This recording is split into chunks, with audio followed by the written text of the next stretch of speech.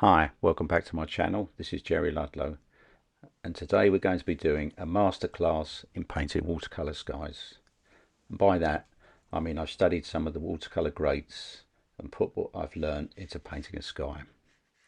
I'll explain the elements of creating an exciting sky as we go.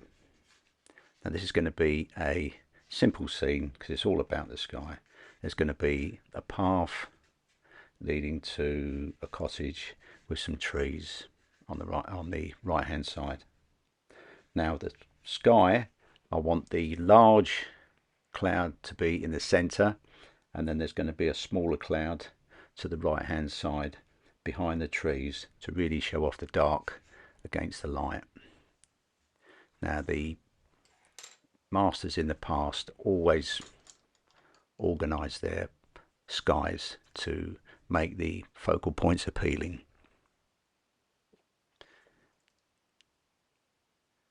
Now I'm going to be using some white paint in the mixture, which I'm using more and more these days. Was originally told not to use white, but I'm finding it very useful, very useful.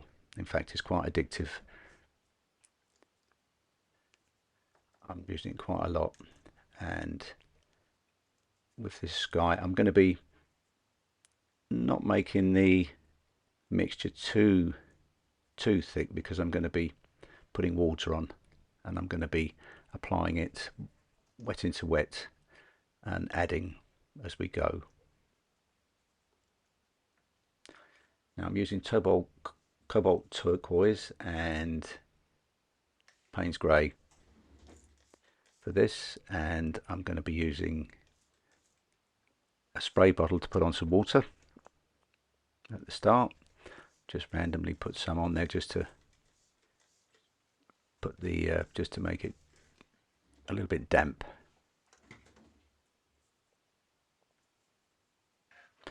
And I'm using a medium-sized mop and a smaller mop, where I'm going to be using some white and some cobalt turquoise and a little bit of jaune bouillon,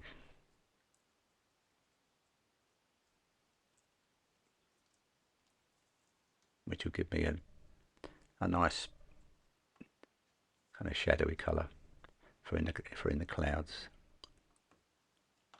Now I've planned out where I want things to go, and I'm going to be starting from the top left corner, filling that in, because I want the main cloud to be in the center. I'm using 140 pounds rough watercolor paper, which will give some nice texture when I run the paint over sideways with the brush sideways.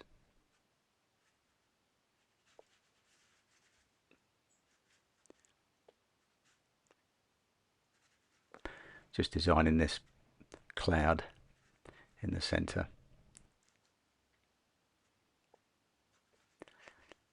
Getting some nice broken edges.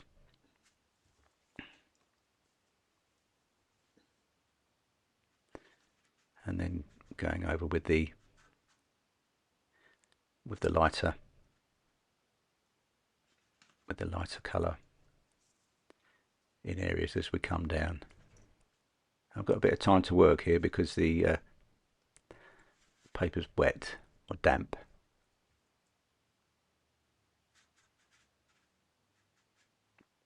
And it will stay damp for a little while now, so I can come down to the horizon and then have a look at some of the areas that I've already painted and go back on with a smaller brush, and you'll see as we go.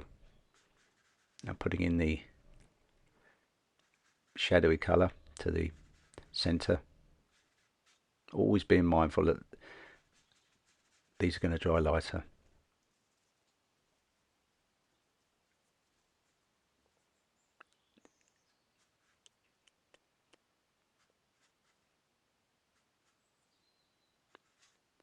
working my way down to the horizon. Not varying the mixture too much, it's just different quantities of water.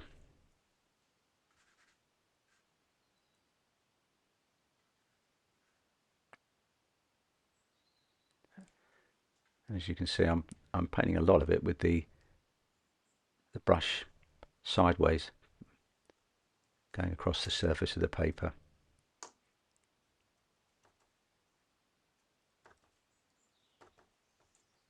And now with a smaller brush, just looking at areas to soften a little bit and put some smaller shadows within the main cloud itself. And behind the area where there's going to be some trees.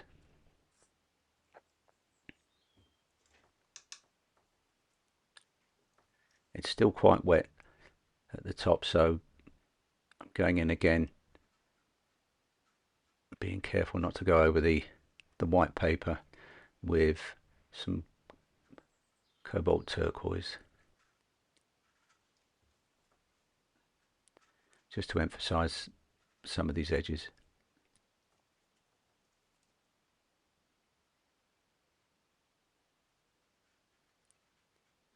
You need to practice these a few times to get it right. And by that I mean the water quantities.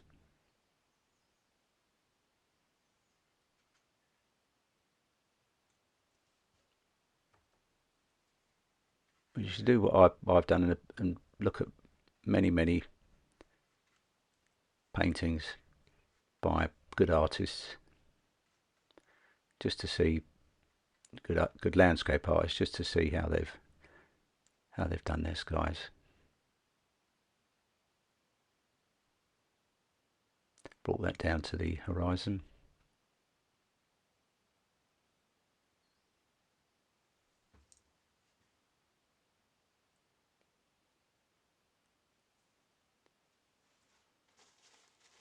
The magic doesn't really start to show until the paint dries, and it will take a while. But I can carry on with the foreground now. I've got rid of all that paint that was on the palette.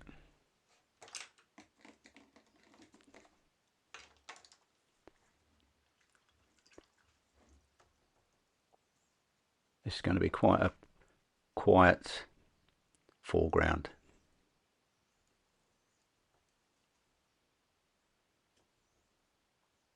Quite subdued colours. As you can see, I'm using white again with the raw sienna. Getting that nice and light with just a hint of green.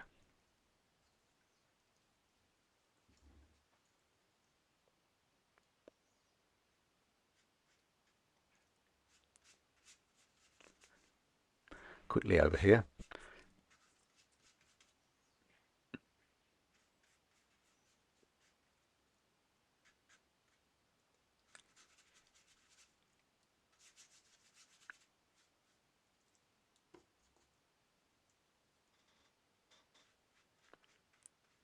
And a little to the left of the path.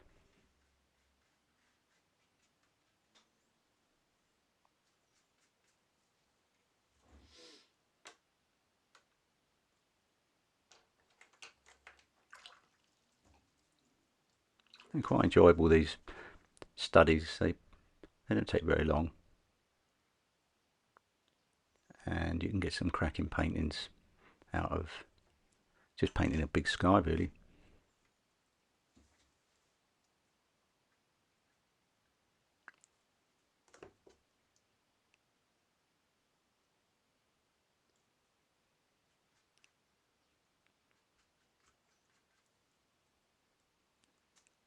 It's going to be a nice light path.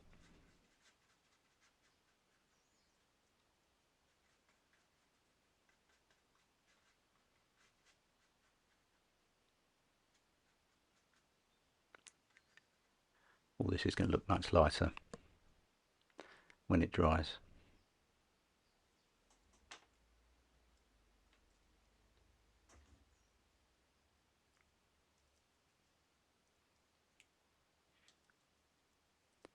And I'm still able to keep working while this is wet. I'm going to start on the cottage, just putting in the roof, which is going to be raw sienna and a little bit of white.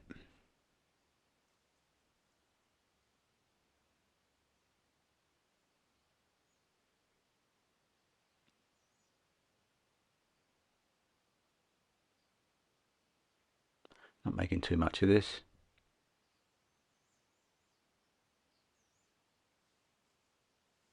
It's going to be one of the focal points that take the eye to the right.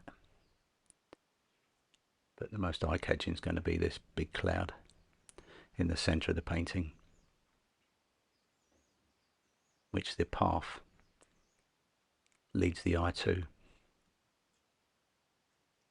So you see the big cloud, and then your eyes turn to the right, where you'll see the cottage and the trees that are going to be there. Just putting some shapes in here before I let it dry.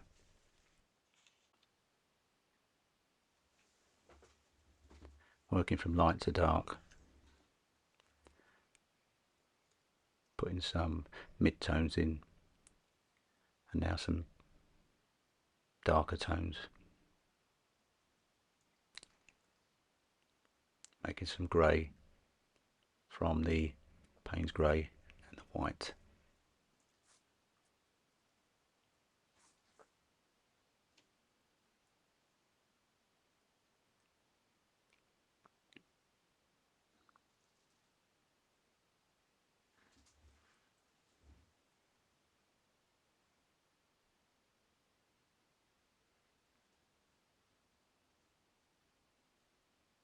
Putting in the distant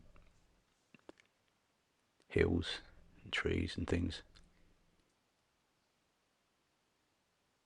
And I've also put just a little bit of lavender into the mixture, which is always a good one for distances and shadows.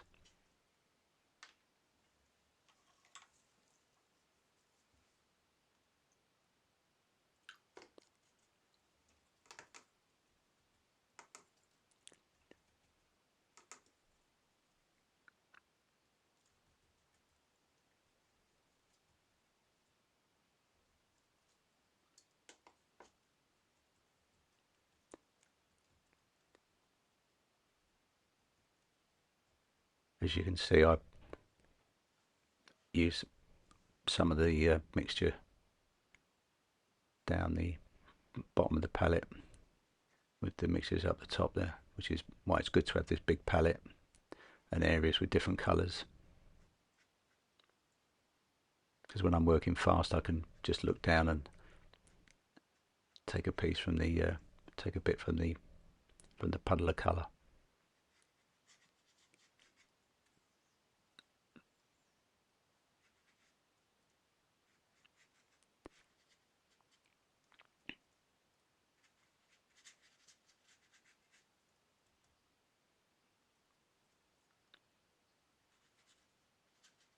A little bit of wet into wet here with the grey into the browns and the greens.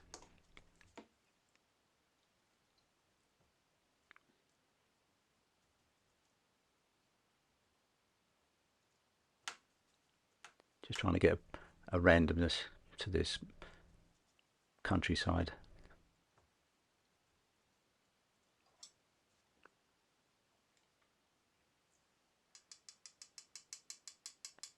This is a method of getting some random shapes by tapping the brush on a palette knife very gently and then joining the dots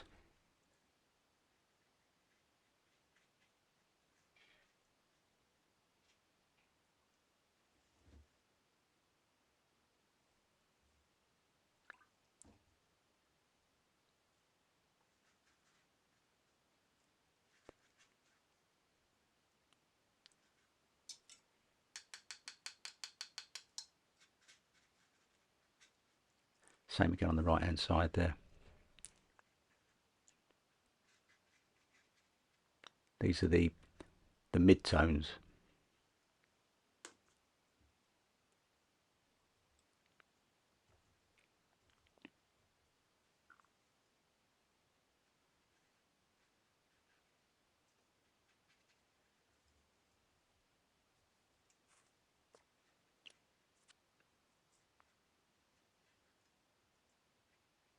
Using a synthetic brush for this. Got a nice point for using for putting in the shapes.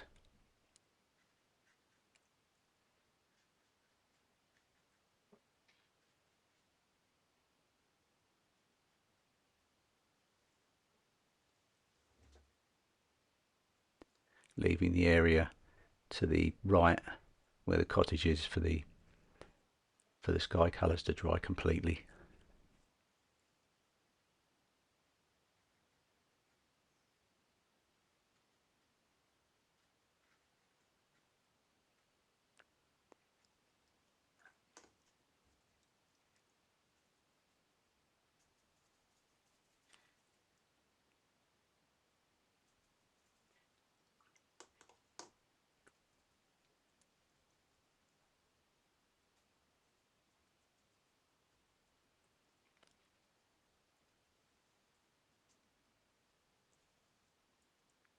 Just going through the earth colours here.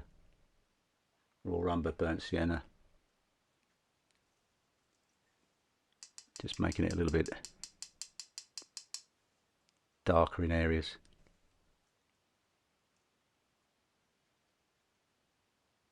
Trying to keep the shapes different.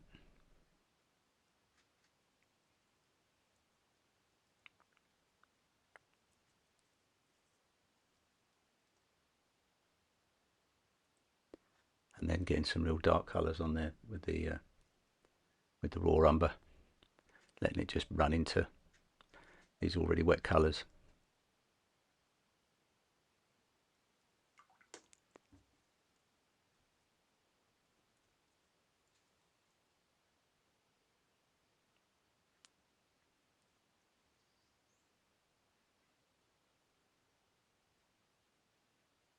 Making the marks smaller as we go to the horizon.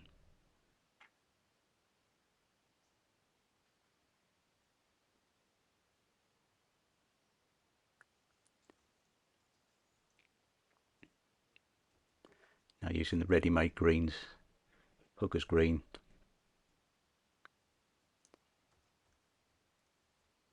and the white,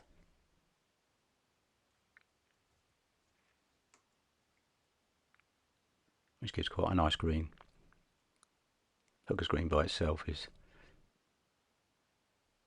a colour that really takes over, so you have to be very careful using that.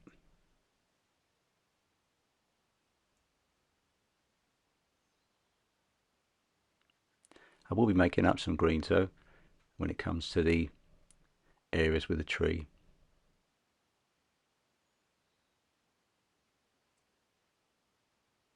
I don't have Windsor blue on my palette, but one of the darker blues with cadmium yellow gives some really dark greens. And when I start doing the trees, I really want to do it in one go.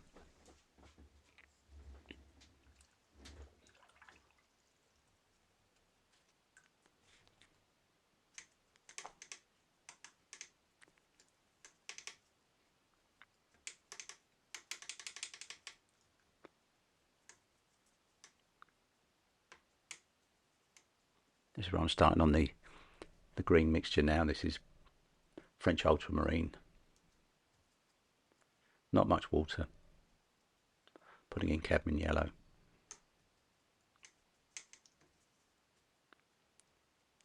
Mixing. Payne's grey as well. I shan't start until I'm happy that I've got the consistency and the colour that I want. you'll quite often see artists fiddling about with a palette, swirling the colours round and round, and it's partly to get the colour right and partly to, well, you're getting ready to paint.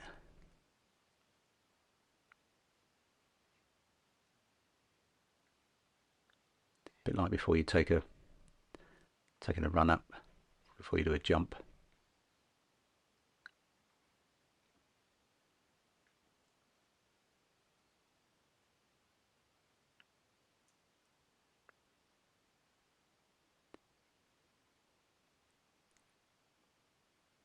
Got some really dark tones going on now. Just going to do simple clump of trees, and to the right I'm going to do some taller trees connecting to the sky.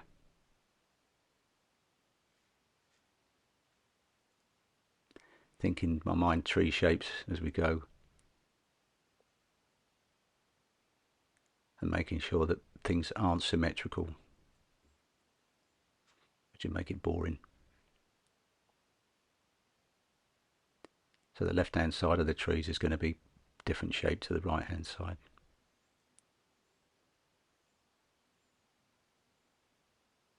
Using the sharp point to this round brush to good effect here. Just kind of twitching with the brush to get some branches sticking out the top, some leaves, that kind of thing. Now this is a mixture with cobalt turquoise in, but using that same mixture and just moving along to the side with this, which will throw this back. It will look like the trees are just slightly set back from the main tree, the dark one, but it will merge in.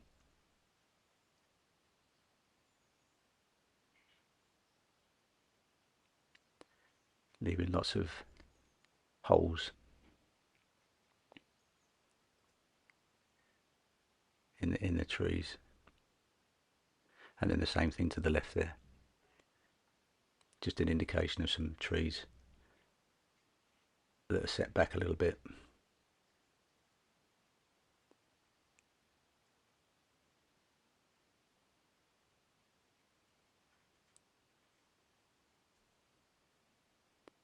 Always a good idea when you can to practice tree shapes on scraps of paper.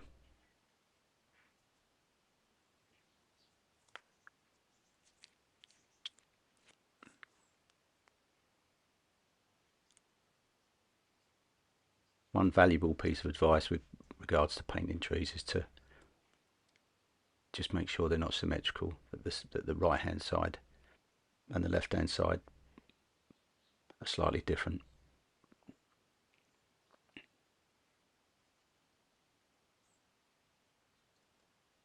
And then just putting in some odds and ends, bushes, that kind of thing. Just something to takes the eye out of the picture.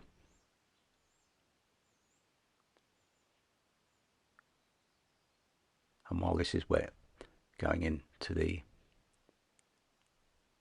tree shapes again, and just putting some darker paint here and there.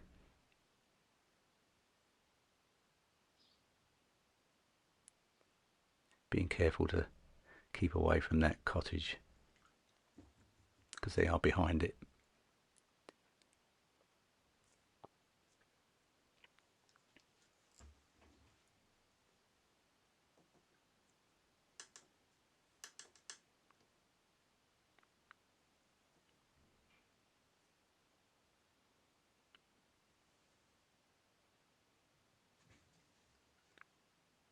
This is a rigger brush now. This has quite a fine point on it, but the actual brush does hold a lot of paint, but you have to load it up correctly so you can go up in one pass to do these tree trunks and branches. And as you can see, I can get quite a few trunks in one go.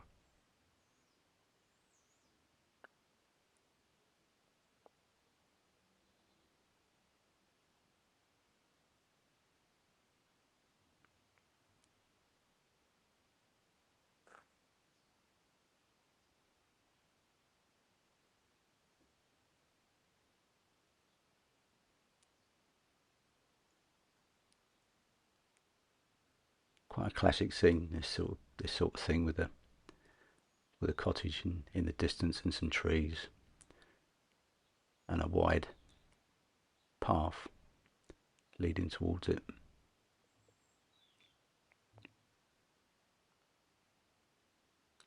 You can never tire of painting this sort of thing as a landscape painter.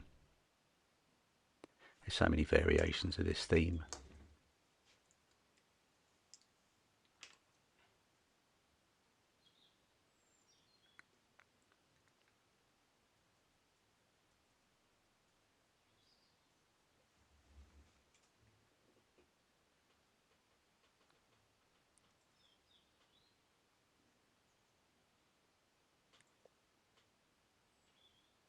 I've just gone to a long pointed round brush here, putting some real darks in. They're just going to be rocks and things.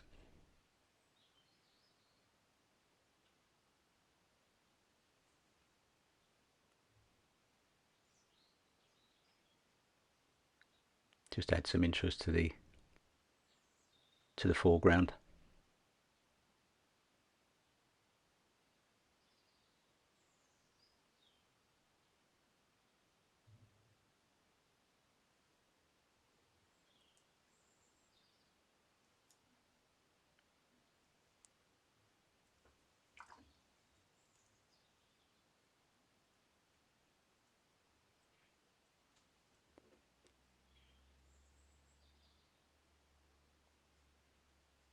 I always find these kind of paintings where I do these shapes like this to look better to myself a while after.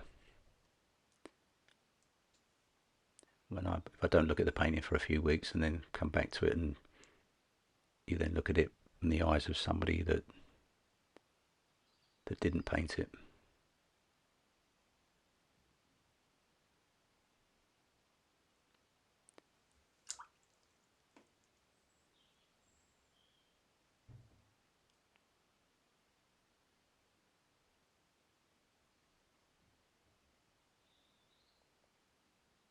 Just putting in some shadows on this little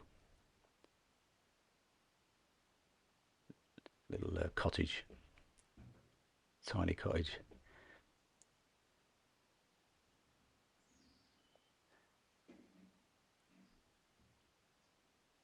And putting a mark on that area there, which I think needed breaking up a little bit.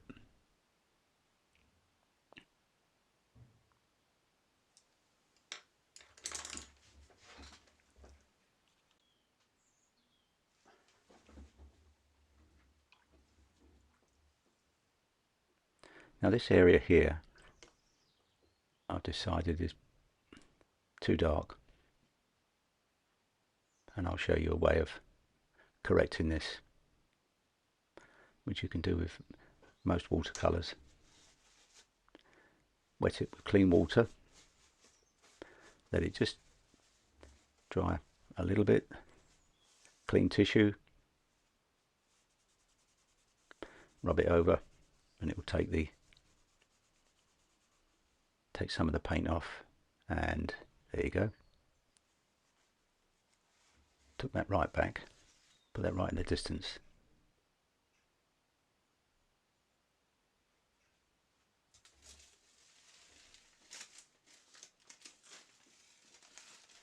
I hope you enjoyed that, and I would like you to have a go yourself if you'd like to try and paint a big sky or something similar.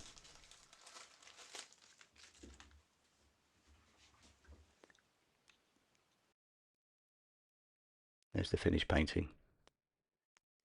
Thanks for being with me and watching.